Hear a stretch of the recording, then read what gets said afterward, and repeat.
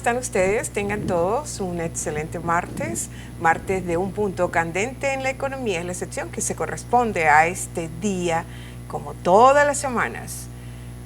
Bienvenidos Fidel, bienvenido David, qué bueno que está David nuevamente aquí, Sí, o sea, eso es David. Un indicador de que tiene gasolina, ¿verdad Fidel? Pero no es un indicador que haya mejorado la situación de la gasolina. No, por supuesto.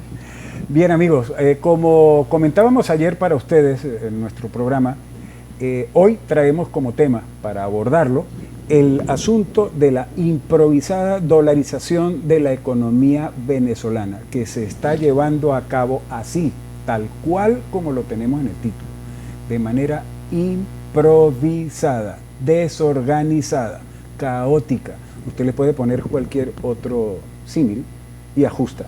Claro que sí, justamente porque la falta de efectivo, la hiperinflación, la contracción del aparato productivo nacional, la hiperdevaluación o hiperdepreciación del bolívar actualmente en Venezuela, hace de que se tenga que buscar y resguardar los patrimonios, llámense de personas naturales como personas jurídicas, con otras divisas.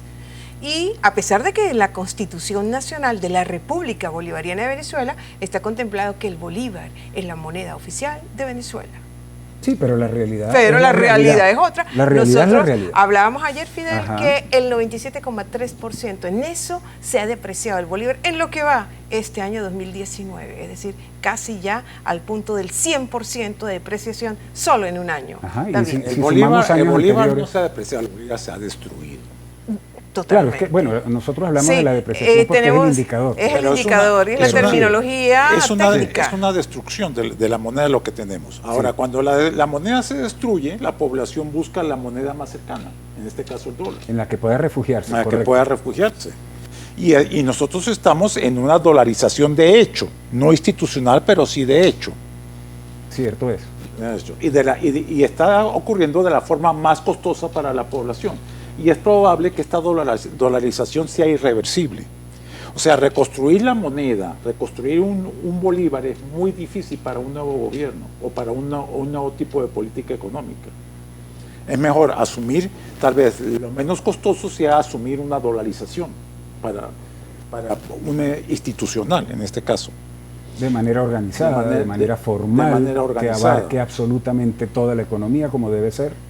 En efecto, porque de hecho la dolarización que estamos viviendo nosotros todos los venezolanos es una dolarización bastante caótica, porque no es una dolarización legal, no es una dolarización de hecho, sino de hecho, de facto, ¿no? Así es. Así es. Y cada vez, al punto también lo hemos dicho en entregas anteriores, que pareciera ser que como que el Ejecutivo Nacional a través del Banco Central de Venezuela están ya oficializando la dolarización. Nada más vale citar el haber indexado los créditos comerciales a la tasa de cambio oficial por parte del Banco Central, David. Claro, y esto demuestra además, como muchos estudios que se están haciendo recientemente en la materia, pues demuestran que alrededor del 50% de la economía venezolana está ya en este momento dolarizada. Estamos hablando de la mitad de la economía.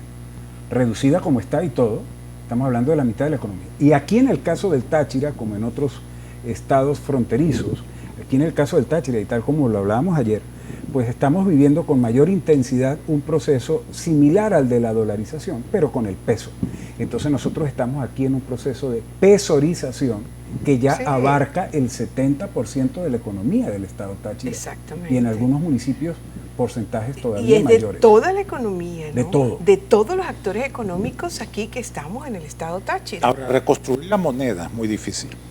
¿Por qué, David?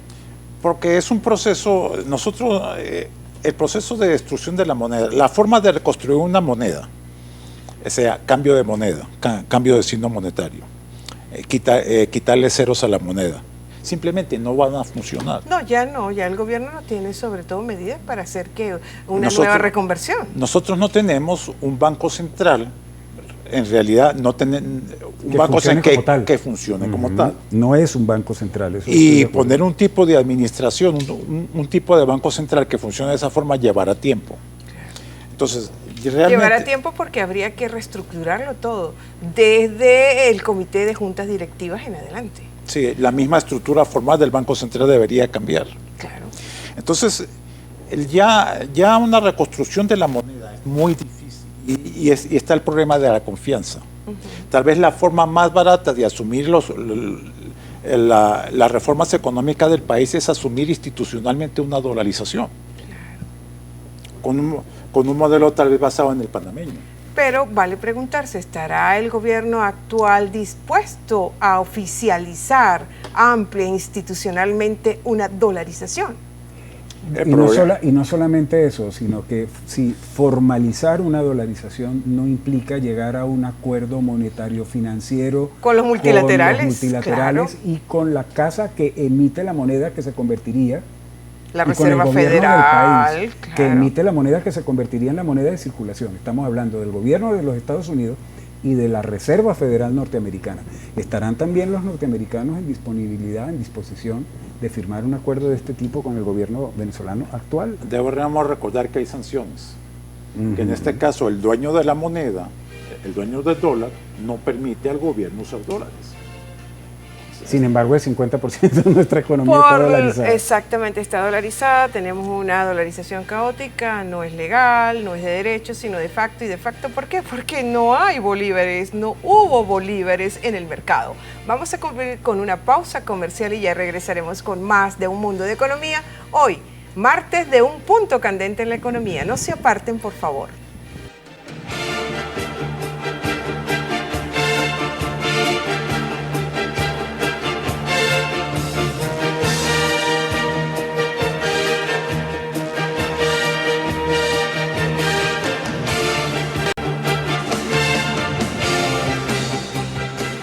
Amigos, continuamos con más de Un Mundo de Economía. Hoy en nuestra sección Un Punto Candente de la Economía estamos hablando de la improvisada dolarización de la economía venezolana. Hemos estado diciendo que en el segmento anterior, efectivamente, que estamos en presencia de una dolarización de esa manera, improvisada, desordenada, caótica, porque no abarca la totalidad de la economía. Se está dolarizando en algún grado superlativo alto el sistema productivo de las empresas que están operativas, que están estableciendo sus costos operativos en dólares y por lo tanto fijando sus precios en torno a esta moneda. Lo propio hace el comercio y en frontera lo están haciendo también, por supuesto, aquí por ejemplo, en pesos, manejando toda la estructura económica y esto de producción. Y esto ocurre entre otras cosas, como lo explica Luis Vicente León, economista, presidente de Data Analysis, que dado que en un país donde no hay efectivo, donde además su moneda nacional ya no representa las funciones de moneda, no vale, no tiene ningún valor, la gente quiere entonces recibir moneda que preserve valor y por lo tanto prefiere recibir un dólar, un euro, un peso, unos gramos de oro, unos gramos de coltán, ¿no? Cualquier cosa que no sea la moneda nacional. Hasta una lata de zinc, Fidel. Sí, una lámina. Para efecto de hacer de pronto un trueque con algún producto que tenga alguna demanda importante, digamos, en el medio. Entonces, esto es lo que está ocurriendo en la práctica, pero de una forma así desorganizada y que no abarca, repito, toda la economía, porque si bien los costos y los precios van en dólares, van en euros, van en pesos, o sea, van montados en un Ferrari, los ingresos de la población siguen estando cifrados en bolívares hiperdevaluados que gradualmente se van devaluando, de manera que van en un Volkswagen viejito, después en una moto Chapi, luego vamos en bicicleta y finalmente estamos caminando mientras los precios van en Ferrari. Arrastradamente, caminando de una forma arrastrada. Arrastrando los pies. Pero sí, lamentablemente aquí lo único que no está dolarizado es el salario, lamentablemente, y si vamos sobre todo a los salarios en especificidad de los empleados del sector público y de los pensionados y de los jubilados, Fidel. Sí, que son Pero millones. vale preguntarse, David, ¿cómo circula tanta moneda tan extranjera en un país donde, bueno, sabemos que los dólares cuyo mayor fuente de ingreso provenían era de las exportaciones petroleras? Y habiendo sanciones, como y habiendo, tú, correcto. Pero hay ¿De dónde vienen los dólares? Hay remesas. Ajá. Alrededor de 5.000 hay millones gente de que manda dólares en remesas a sus familiares.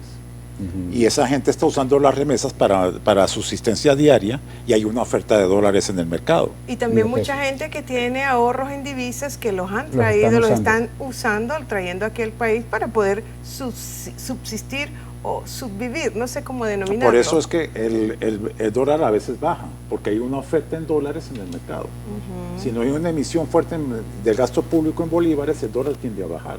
Ese es uno de los fenómenos. Otra también, David, otra fuente de ingreso de divisas está también por las exportaciones desmedidas que hay en oro y por todas Y las otros operaciones minerales. ilícitas, operaciones de contrabando propias de las economías oscuras o sucias, o como denominamos los economistas, de las economías subterráneas. Sería interesante saber en qué proporción de esos dólares son provenientes de esas economías negras, de tráfico, ¿no?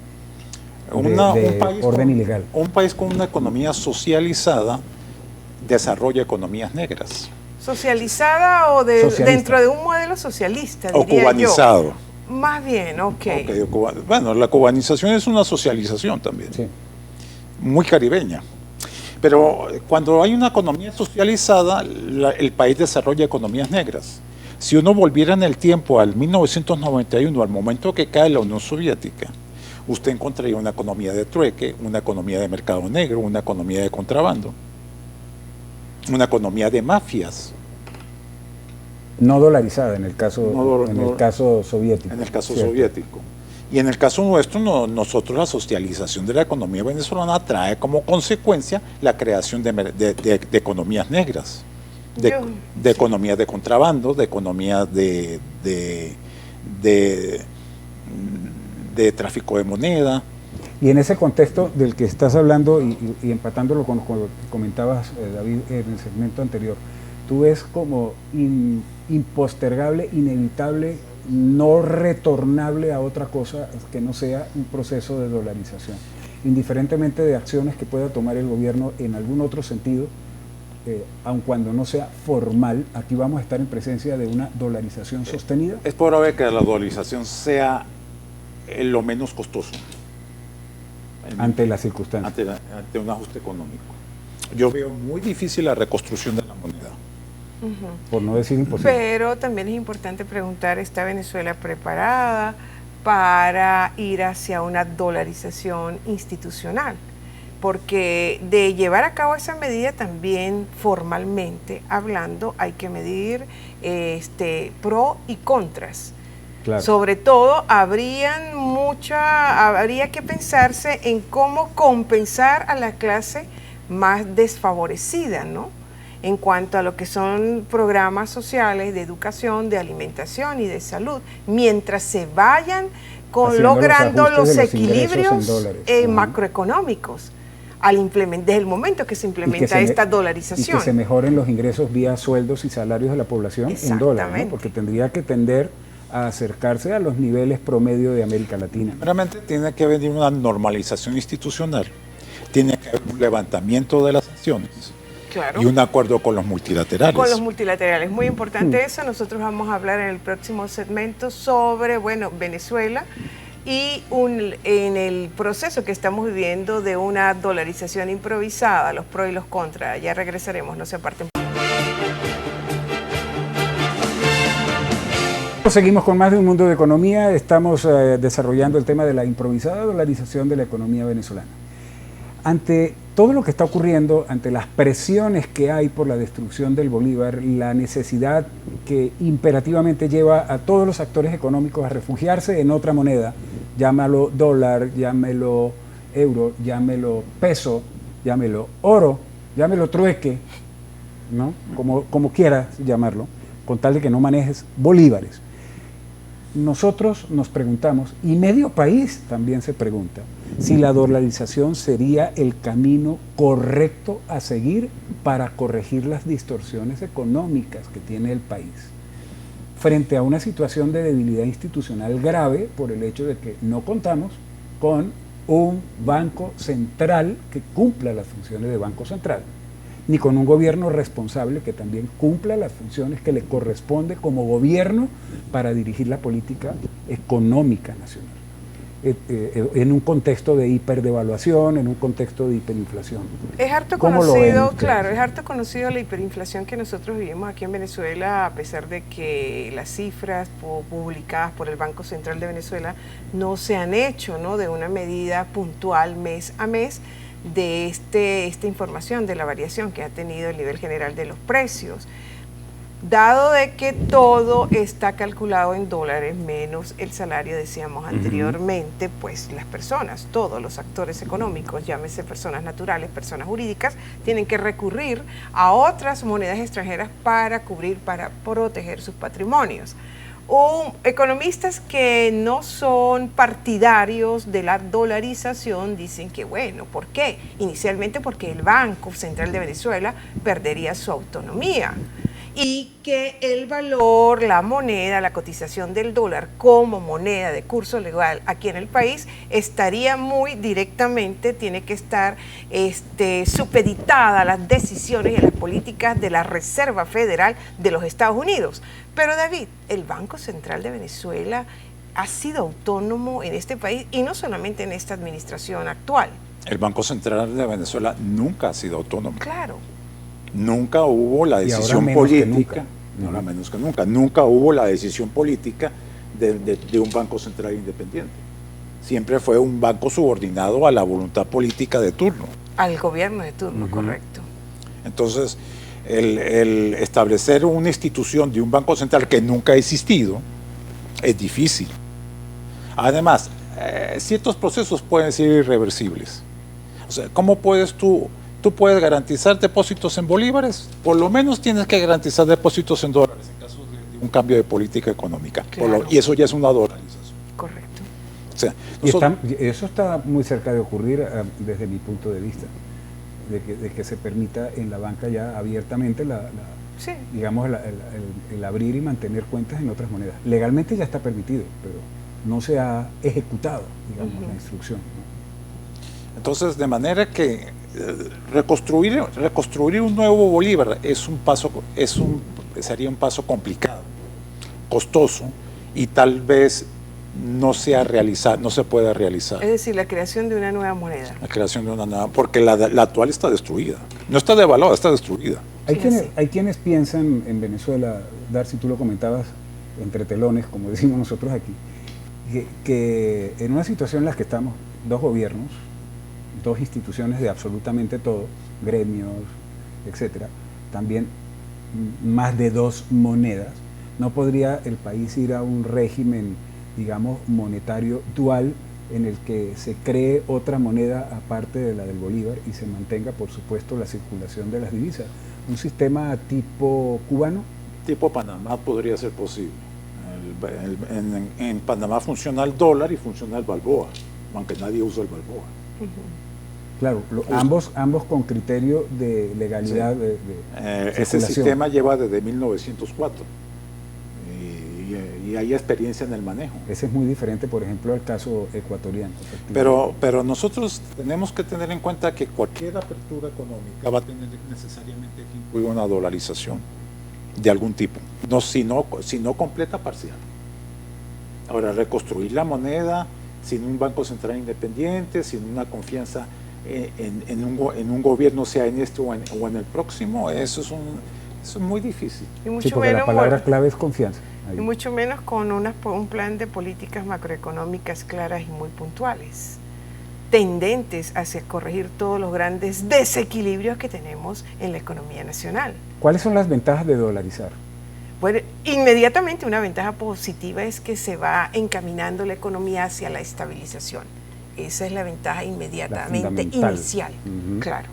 Al estar todos los actores manejando la misma moneda. El país puede convertirse en una plataforma de servicios interesantes para todo el área.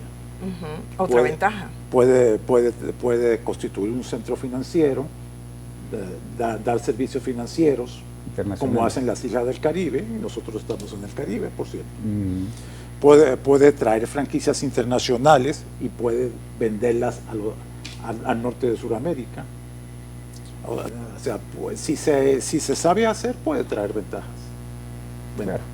Claro, y como en un contexto así como estamos hablando de hacer una dolarización formal de la economía, en el que contemplen, por supuesto, la libre circulación también de las monedas nacionales de los países vecinos en los territorios de frontera, sumándole a esto unos regímenes especiales que permitan a las fronteras estar en condición de apertura total y de libre circulación de personas, bienes, productos, mercancías y dineros. Eso impulsaría muchísimo la economía, ciertamente dentro de un contexto, digámoslo así, de dolarización Sí, abierta. pero por ejemplo, en nuestro caso, necesitaríamos una zona franca. Todo Táchira, todo el estado Táchira. Todo el estado, por lo menos en Cristóbal. Y zonas económicas especiales en Ureña y San Antonio. Que faciliten condiciones para la inversión, comercio, la movilidad de los capitales, algo de muy la distinto divisa. a lo que hay ahora. Sí, porque pareciera ser, no sé hasta qué punto el gobierno estará completamente decidido de implementar una dolarización oficial, legalmente en el país. Pareciera que no, porque están más concentrados siempre en resaltar los avances de la revolución y de que tienen que estar supeditados siempre a todas las políticas y a todos los lineamientos que fueron trazados por el comandante eterno.